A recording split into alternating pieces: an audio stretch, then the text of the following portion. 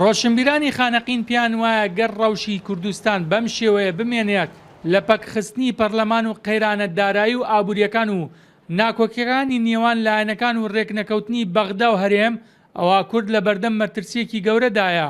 بە تایبەتی وا بۆ زیاتر لە 2 ساڵە هێزی پێشمەرگەی کوردستان لە سەنگەردایە و لە بەردەم دڕندەترین گروپ و دەوڵەتی تیرۆریستی شەڕ دەکات.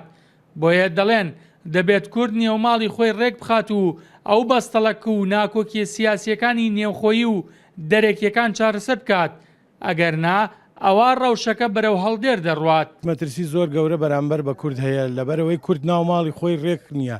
ئەو کێشانەی کە ناوخۆ هەیە، ئەو کێشەی بێموچەی ئەو قەیرانەی ناکۆکی حزبە سیاسیەکان کە جۆر نین کە تا ئێستا پەرلەمان کاران نەکراوەتەوە، زۆربەی دام و دەستگاکانی حکوومەتی هەرێم بە وەکالەت بەڕێوە ئەبرێ. ئەگەر ئەم هەموو کە هاوکێشان ئەم هەموو کێشانە چارەسەر بکرێ، مەترسیەکان کەمترە دێت. تاو کۆم کێشانش بەردەوام بێ. کورد لە مەترسی گەورایەوە ئێستاش لە مەترسیایە.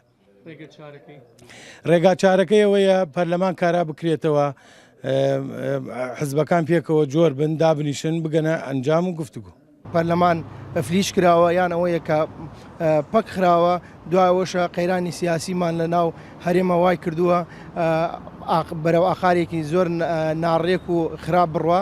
بەڵام ئێمە هیوامانەوەیە کە بتوانین لاینەکان هەموو لاینەکان یەک بگرنەوە بۆ ئەوی ناوماڵی کوردی ڕێک بخەینەوە. دوای ئەوەشە لەگەڵ بەغایە ئەبێ ئەو قەیرانە سیاسی چارەسەر بکەین. چارەسەرکردنی ئەم ڕۆژەی ئێستای کوردستان ئەبێ نێوماڵی کورد یەک خەیم بۆ بەرەو پێشبردننی ڕەوشی کوردستان و چاکردنی باری کوردستان، بە تایبەتی بۆ کارەکانی پەیوەندیەکانی دەرەوەمان لەگەڵ لایەن و دەوڵەتەکانی دەراوسێ بۆ ئەوەی هەر هەموو کوردستان سەرخەین و پێش بخەین ببین بۆ پێشەوە.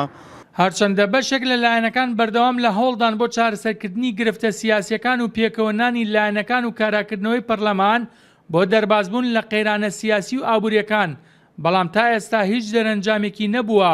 بۆیە ڕۆشنبیران دەڵێن دەبێت لە نزیکترین کاتدا کورد نێوماڵی خۆی ڕێک بخاتەوە، سەرجەم گرفتەکانی چارەسەر بکات، چونکە لە ئێستادا کورد لە بازنەیەکی داخراوی مەترسیداردایە و دەبێت لەم ڕەوشە خۆی ڕزگار بکات.